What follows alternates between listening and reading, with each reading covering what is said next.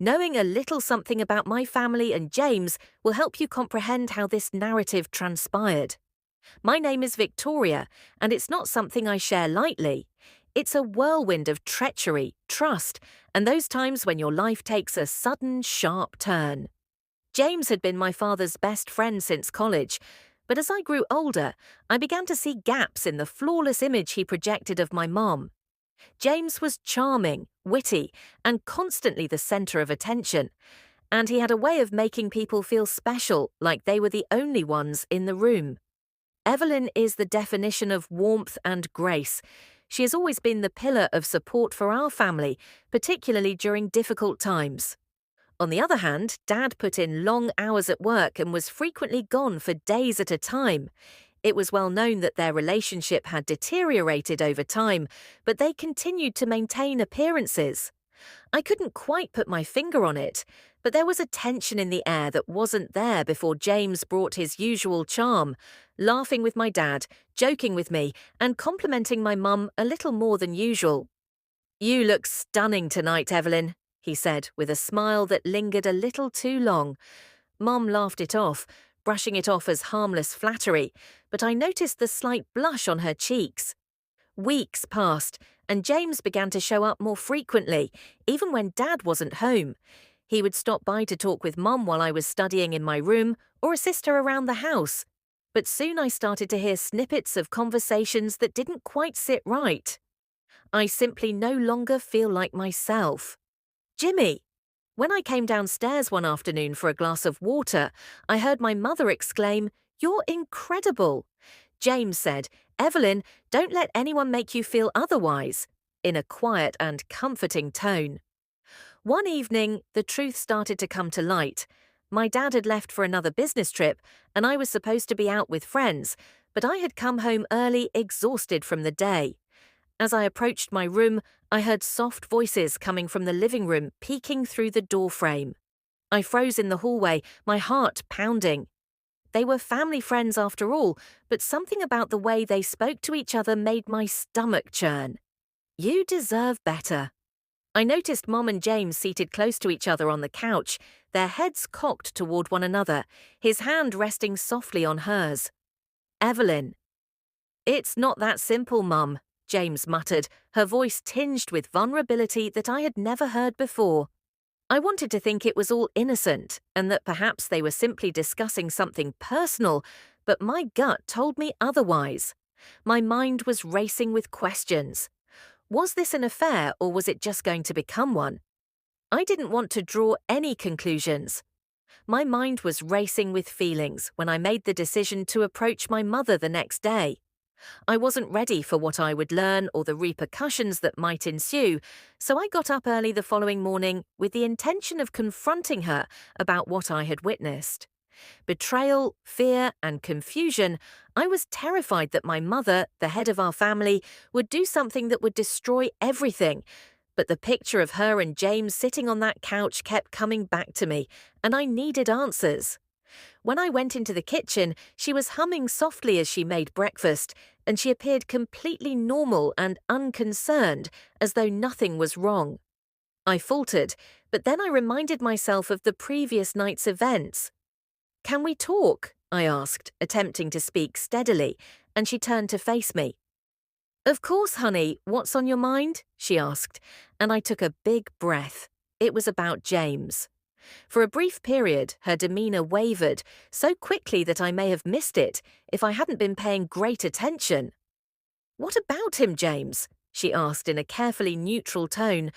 "I saw you two last night," I said bluntly, observing her reaction. "You were sitting on the couch holding hands and talking, but it didn't look like just a friendly conversation." Her face went pale, and she sat down the spatula she was holding.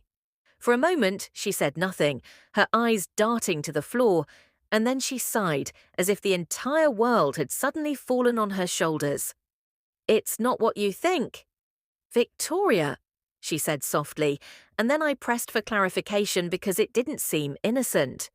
She pulled out a chair and motioned for me to sit down, and I felt my heart race in anticipation of whatever she was going to say. Your father and I have been struggling for a long time, she said in a shaky voice.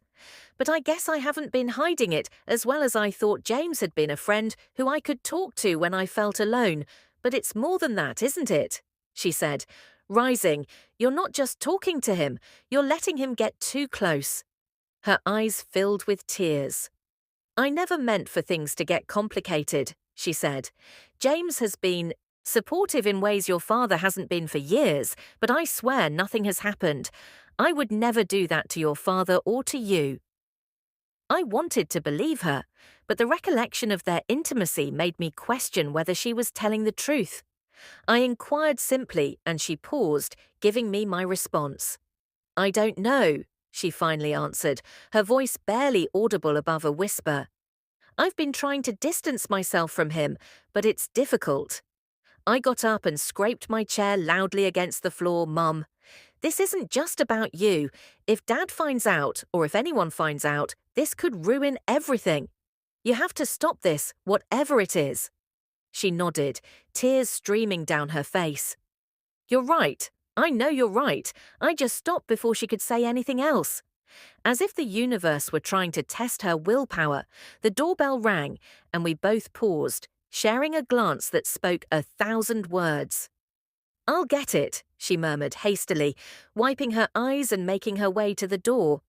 I stayed in the kitchen, but my curiosity got the better of me, so I peeked around the corner when she opened the door. There was James. He smiled, but his expression wavered when he saw Evelyn's red, tear-streaked face. Is everything okay? He asked, stepping inside without waiting for an invitation. Now's not a good time, James, she said firmly. What's wrong? Did something happen? He asked, clearly concerned. She glanced in my direction as if she knew I was watching. We need to talk, she said in a low voice, but resolute for the first time, I saw James looking uncertain and nervous about this. I can't do this anymore. It needs to stop. His look changed to one of disappointment and something else I couldn't quite place. Position, Evelyn.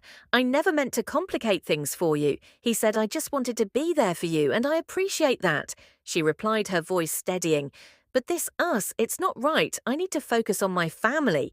And I appreciate that, she replied, her voice steadying. But this us, it's not right. I need to focus on my family. He nodded slowly, his shoulders slumping. I understand. I'll give you space. As he turned to leave, our eyes met. His face was a mask of emotions, regret, guilt, and something that almost looked like relief. He gave me a small nod before walking out the door. When Mum returned to the kitchen, she looked exhausted, as if the conversation had drained every ounce of energy from her. I'm going to fix this, she said quietly, more to herself than to me. I'll make things right. But deep down, I couldn't shake the feeling that the damage had already been done for a while. Things seemed to settle down. James stopped coming around as often, and my mum seemed to refocus her energy on our family. She was more attentive to my dad, making an effort to bridge the emotional distance that had grown between them. I wanted to believe her when she said she was fixing things. I wanted to believe that the storm had passed, but life has a way of throwing unexpected twists when you least expect them. It was a Saturday morning when the facade began to crack again. I was cleaning up the living room when my dad called out from the office. Victoria, can you come here for a second? His tone was light casual, which put me at ease as I walked over, but as soon as I entered the room I noticed the tension in his face. He held his phone in one hand, his brows furrowed in confusion.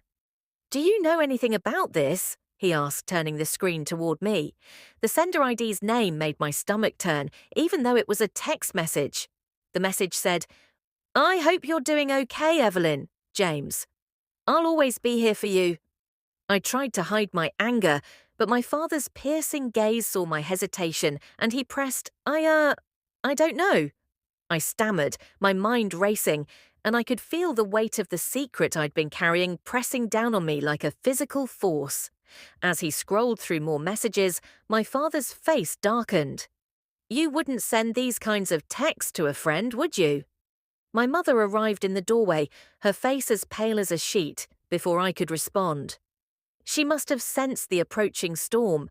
For a brief minute, Evelyn's eyes flew between us as her father spoke in a quiet, steady voice with a severe edge, asking, "What's going on with you and James?" She sat down, breathing shakily, and said, "Let me explain, please do." His arms crossed tightly over his chest. Mum began to talk, her voice trembling, but steady enough to lay it all out. She told him about the emotional distance she had felt, about how James had been a shoulder to lean on. During tough times, she insisted that nothing physical had ever happened, but she admitted to an emotional connection that had gone too far.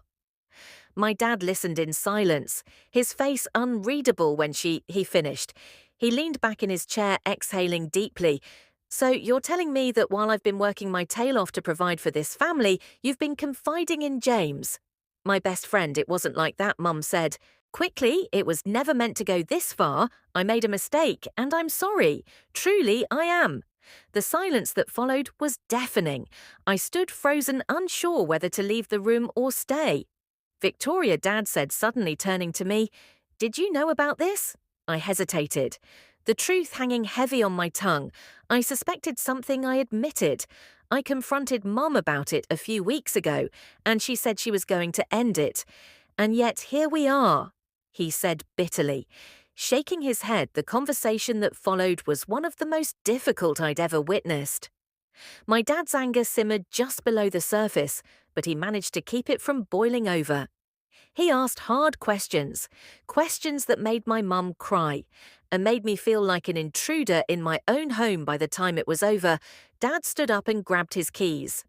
"I need some air," he said. His voice, Mum tried to stop him, but he shook his head and said, "I just need time to think." After that, he left the house. That night, the house was eerily quiet. Mum stayed in her room, and I dared not disturb her. I couldn't stop replaying the events of the day in my mind, wondering if our family would ever get over this. The days stretched into weeks, and the tension in our home was evident. Dad spent more time at work, coming home late and leaving early. Mum threw herself into repairing the damage, writing him letters, planning dinners, and apologising in every way she could. As for James, he disappeared from our lives entirely. I later heard through the grapevine that he had moved to another city, perhaps realising the depth of the destruction he had caused. Eventually, my parents found a way to start rebuilding. It wasn't easy, and it wasn't quick therapy sessions, long talks, and a renewed effort to prioritise their marriage helped them slowly mend what had been broken. As for me, I learned a lot from the ordeal. I learned that trust is fragile, that people are flawed, and that even the strongest relationships can falter. But I also learned that forgiveness and resilience can pave the way for healing, even in the face of betrayal. Looking back, I'm grateful that my mum stopped things before they went too far. It could have been so much worse, and while our family will never be the same, we've come out of it stronger, in some ways, more honest, more aware, and more committed to each other.